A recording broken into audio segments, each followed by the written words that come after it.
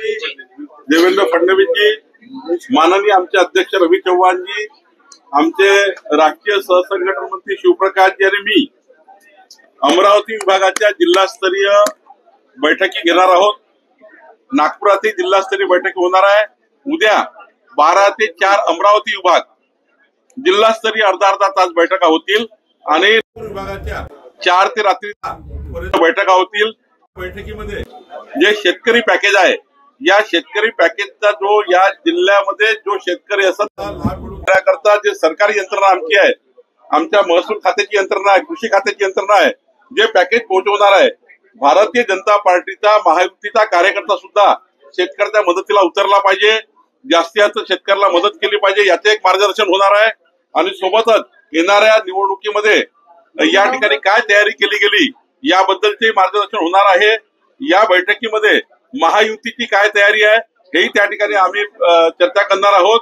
उद्याची बैठक ही शेतकरी पॅकेज आणि सोबतच संघटनात्मक बाबी सोबतच येणाऱ्या निवडणुका यावर चर्चा करणारी बैठक आहे। ऑपरेशन ब्लू स्टार ही सगळ्यात मोठी चूक होती, ज्यासाठी इंदिरा गांधींना आपला जीव गुमावा लागला असं पी चिदंबरम म्हणाले। पी चिदंबरमला काय बोलले मला माहिती नाही, त्यामुळे बोलू थँक्यू।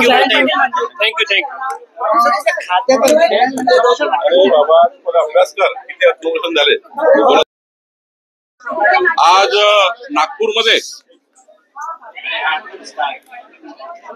माननीय नितीन गडकरीजी यांच्या संकल्पनेतून 7 नोव्हेंबर ते 18 नोव्हेंबर या काळामध्ये सांस्कृतिक महोत्सव, खासदार सांस्कृतिक महोत्सव सुरू होतो आहे आणि या ग्राउंडवर आज त्यांचं आम्ही भूमिपूजन केलं या कार्यक्रमाचं।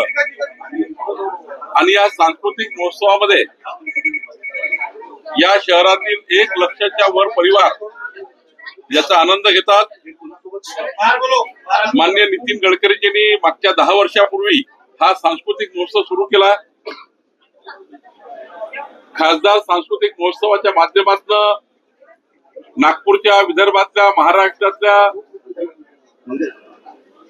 बाल, तरुण आणि वृद्ध कलावंतांना या ठिकाणी व्यासपीठ दिलं आणि देशातला सर्वात मोठा सांस्कृतिक उत्सव हा खासदार सांस्कृतिक महोत्सव नागपूरला या ठिकाणी होतो आहे। आणि ही मोठी देण नागपूरला माननीय नितीन गडकरीजींनी दिलेली आहे। मी या कार्यक्रमाचा अध्यक्ष म्हणून माननीय नितीन गडकरीजींचे आभार मानतो। त्यांनी या ठिकाणी खासदार सांस्कृतिक महोत्सवाचं 10वं वर्ष यावर्षी एक मोठी मेजवानी नागपूरला दिलेली आहे।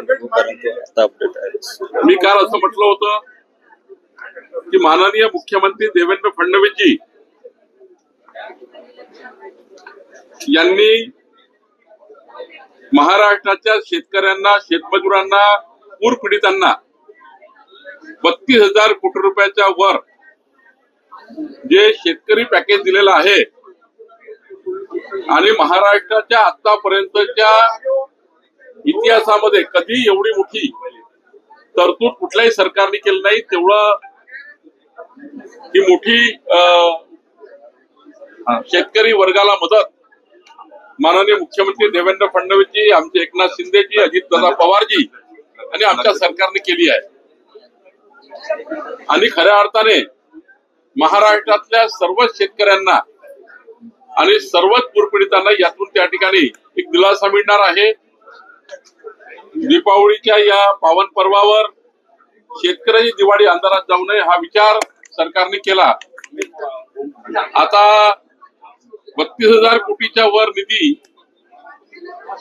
1-2 कामं विकासाचे बंद झाले चालेल, पण 32,000 कोटी शेतकऱ्याला देण्याचा प्रयत्न देवेंद्रजींनी आपल्या सरकारने केला। पण इकडे हे हंबरडा मोर्चा काढतात आहे, विरोधी पक्ष म्हणून त्यांचं कामच आहे। खरं तर देवेंद्रजी बद्दल आक्षेपार्ह टीका काल त्या ठिकाणी शिवसेनेच्या, उद्धव ठाकरेच्या, उभाटाच्या लोकांनी केली। देवेंद्रजीला हातबल मुख्यमंत्री म्हणतात आहे। या महाराष्ट्राच्या 14 कोटी जनतेला हे माहिती आहे की हतबल कोण आहे। आम्ही उद्धव ठाकरे सारखा हतबल मुख्यमंत्री बघितलाय। जे उद्धव ठाकरे मुख्यमंत्री असताना विधिमंडळात 2च दिवस आले,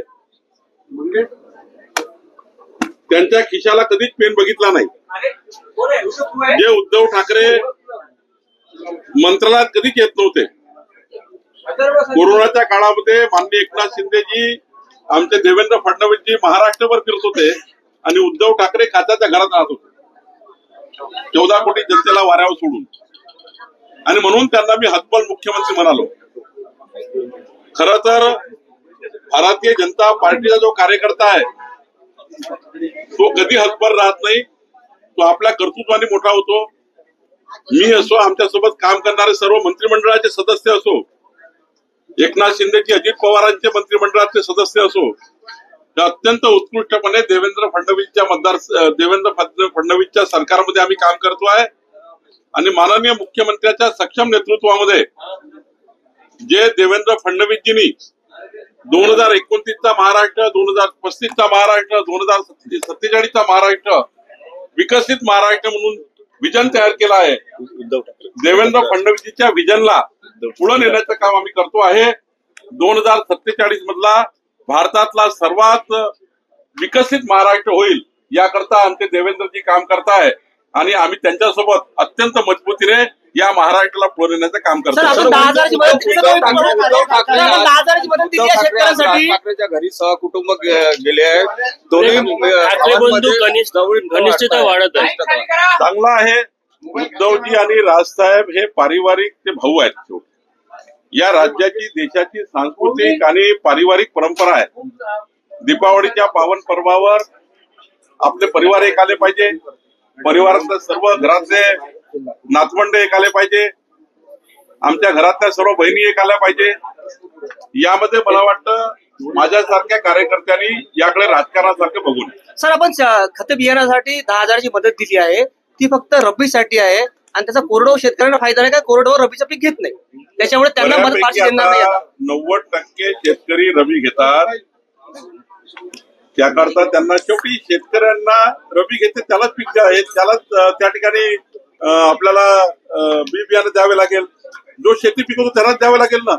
जो पडीक ठेवतो त्याला कसं मिळणार आहे? आणि म्हणून रबीचं पीक सर्वांनी घ्यावं. कारण खरीपाचं नुकसान झालं आहे. खरीपात व्यक्ती उद्ध्वस्त झाला. खरीपाचं पीक गेल्यामुळं रबी पिकाला फायदा व्हावा, रबी पीक पेरता यावं. रबी पीक पेरण्याकरता शेतकऱ्याच्या हातात पैसे असावे म्हणूनच हे पॅकेज दिलं. कोरडवाहू शेतकरी फायदा नाही, कारण कोरडवाहू शेतकरी सुद्धा शेतकरी जास्त आहे. कापूसवाला शेतकरी सुद्धा यातनं काहीतरी रबी या ठिकाणी घेतील. कोरडवाहू शेतकरी सुद्धा काहीतरी व्यवस्था या ठिकाणी करतील. नाही करतील तर त्यांना किमान ह्या पॅकेजसाठी वर्षभराचं काही जे काही त्याचा परिवार चालवण्याकरता जी काही मदत मिळणार ती महत्वाची राहणार आहे. भाऊ, कबुतरावरनं राजकारण तापत चाललेलं आहे. मुंबईमध्ये आज गो बॅक मारवाड अशा प्रकारचे होर्डिंग्स लागलेले आहे. कशा प्रकारे? मला असं वाटतं की यावर फार राजकारण करण्यात अर्थ नाही आहे. एकीकडे कोर्टाचे आदेश सरकारला पालन करायचे आहे, दुसरीकडे जैन बांधवांच्या, जैन गुरूंच्या त्या ठिकाणी भावना आम्हाला सांभाळायच्या आहेत. त्यांच्याही भावना आहे. सरकारला त्या ठिकाणी कोर्टाची ऑर्डर आहे.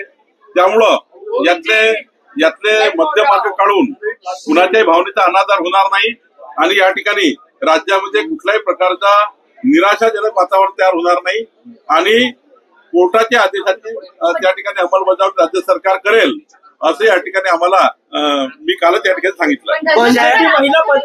मनसे की महिला पदाधिकारी ने परप्रांतीय महिला को थप्पड़ जड़ाया देखी नहीं है, इसलिए मैं उससे बात नहीं कर पाऊँ. देवेंद्र फडणवीस दिल्लीच्या दौऱ्यावर जात आहे. माननीय मुख्यमंत्री देवेंद्र फडणवीस जी आज बिहार राज्याच्या जे उमेदवार असतात निवडणुकीचे उमेदवार जे आज केंद्रीय पार्लमेंटरी बोर्डामध्ये जी बैठक होतं त्या बैठकीला माननीय देवेंद्रजी केंद्रीय पार्लमेंटरी बोर्डाचे मेंबर आहेत म्हणून गेले आहेत. स्ट्रॉंग उमेदवार जर असेल तर त्याला पक्षात घ्यावे लागेल असं मुख्यमंत्र्यांनी म्हटलंय. स्ट्रॉंग उमेदवार जर असेल तर पक्षात घ्यावं लागेल असं स्थानिक स्वराज्य संस्थांच्या निवडणुकीच्या पार्श्वभूमीवर जो जिंकू शकेल, ज्यांच्या मागे समाज उभा आहे, ज्यांच्या मागे जनतेचा विश्वास उभा आहे ज्या जनतेला असं वाटतं की हे व्यक्ती निवडून आल्यानंतर नगरसेवक असो, आमदार असो, खासदार असो किंवा जिल्हा परिषद मेंबर असो, निवडून आल्यावर 5 वर्ष रात्री बेरात्री अपरात्री माझ्या जीवनामध्ये हा व्यक्ती मदत करू शकेल असा कॉन्फिडन्स ज्याच्यावर असेल त्याला जनता मत देतो आणि मग असा कॅन्डिडेट निवडावा, तो स्ट्रॉंग कॅन्डिडेट निवडावा, जनतेकरता 24 तास लोकसेवक म्हणून काम करणारा कॅन्डिडेट असावा. त्यांनी निवडून आल्यावर स्वतःला मालक समजू नये, तो जनसेवक राहावा, पब्लिक सर्वंट राहावा. याकरता माननीय मुख्यमंत्री देवेंद्र फडणवीसजींनी काल मार्गदर्शन केलं आहे आणि मला वाटतं की आम्ही जे उमेदवार देणार आहोत ते पब्लिक सर्वंट सारखे वागणारे, लोकसेवकासारखे वागणारे आणि जनतेमध्ये 24 तास राहून जनतेचे प्रश्न सोडवणारे उमेदवार आम्ही देणार आहोत. सर तुमच्या नाशिकमध्ये गोळीबार प्रकरणामध्ये सुनील बागुलच्या पुतण्याला अटक करण्यात आलेली आहे. पक्षाचे मोठे नेते आहे मला वाटतं काय गुन्हा केला असं त्यात अटक झाली असेल. सर तुमच्या खात्याचे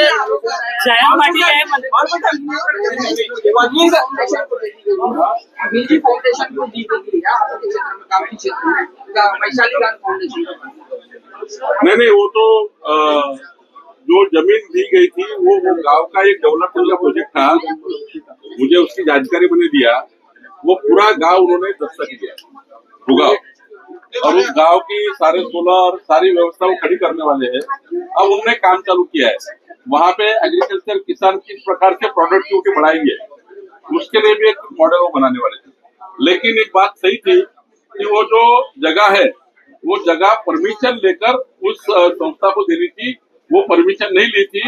इसलिए सरपंच ने वो जो डॉक्यूमेंट बनाया था वो कैंसिल कर दिया, वो डॉक्यूमेंट को निरस्त कर दिया है. अब वो जगह सरकार के पास वापस आ गई. पदवीधर निवडणुकीच्या मार्गात काय पदवीधर